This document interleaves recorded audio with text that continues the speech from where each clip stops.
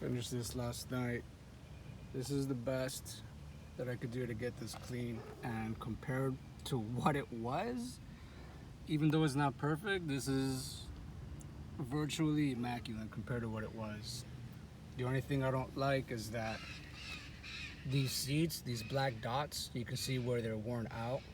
There's areas where these black dots are worn out and it kind of looks like a stain or a marking.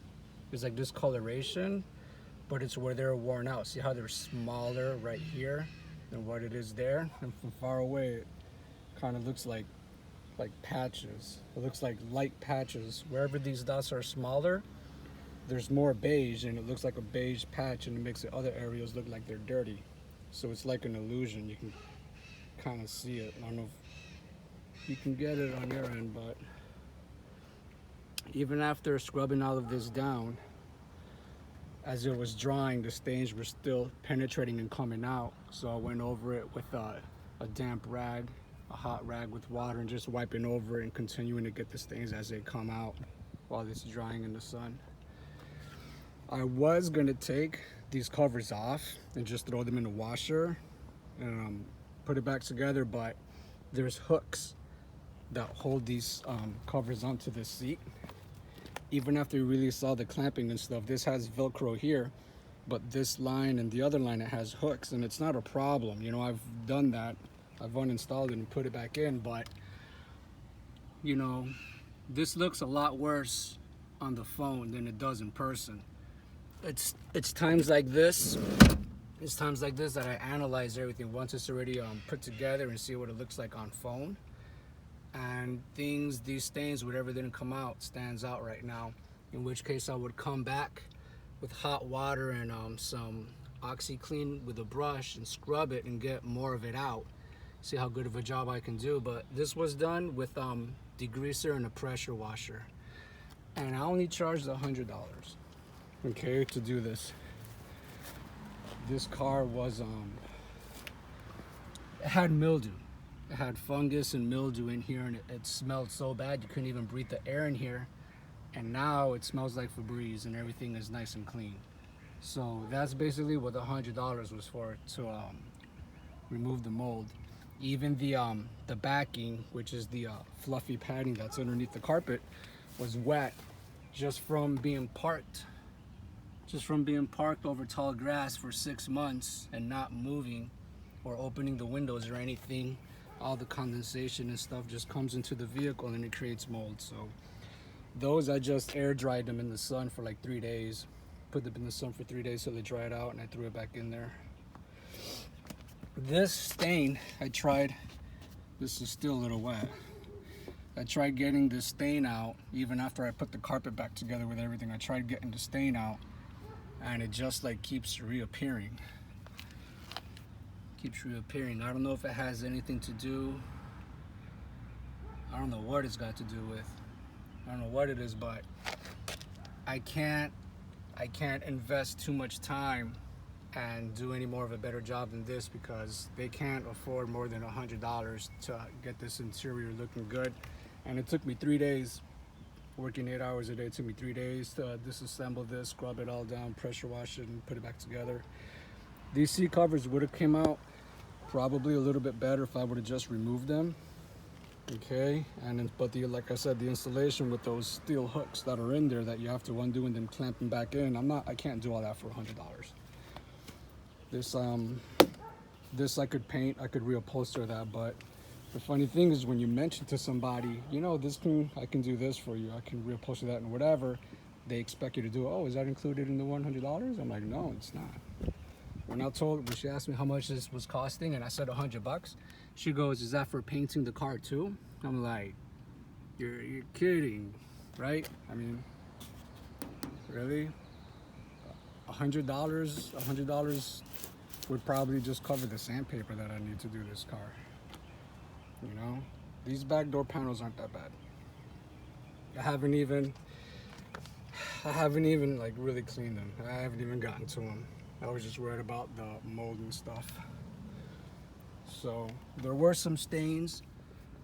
There was a rust stain or something that was showing up over here after I had put the carpet in, And I came back and I scrubbed it with dish soap and bleach, and then I, rubbed it out and dried it and stuff.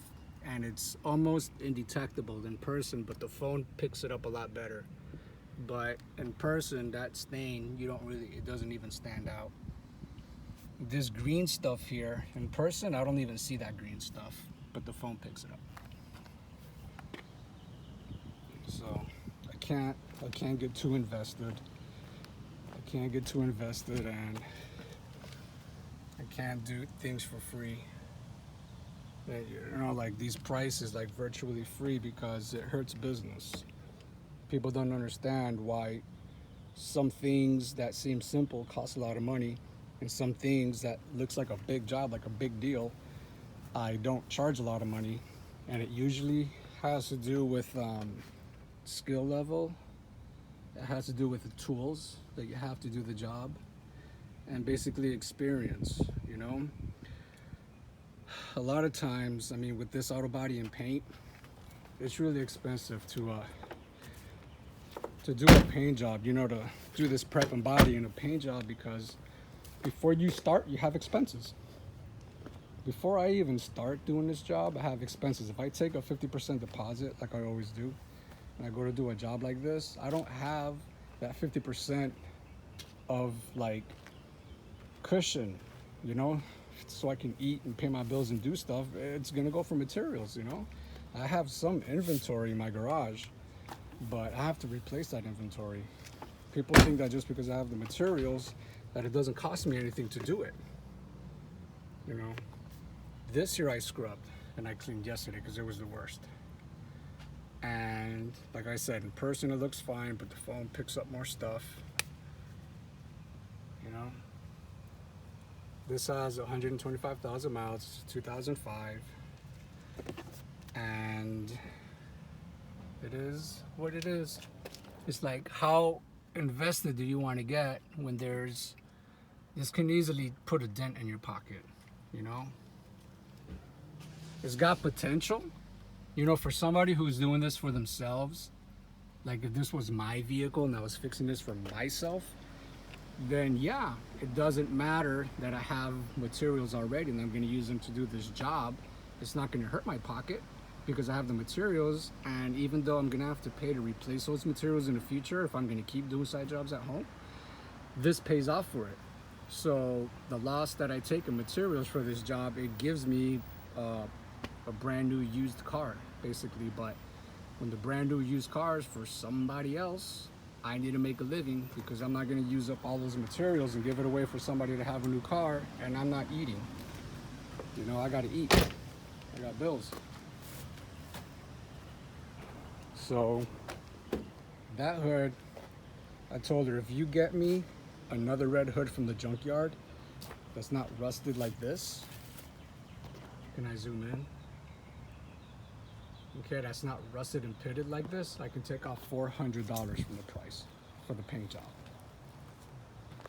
And she got me a green hood, which I can probably shave off maybe $250 from the job, because I'm not going to waste half a box of sandpaper removing rust, and then more sandpaper to sand the primer, and then a bunch of black paint to paint the hood black before I shoot red. So you can't shoot red over gray. This color, you got to shoot this over black, or else you're going to run out of paint trying to cover it. And first thing today, she grabbed the green hood. She came back. The good thing is aluminum, right? At least it's aluminum.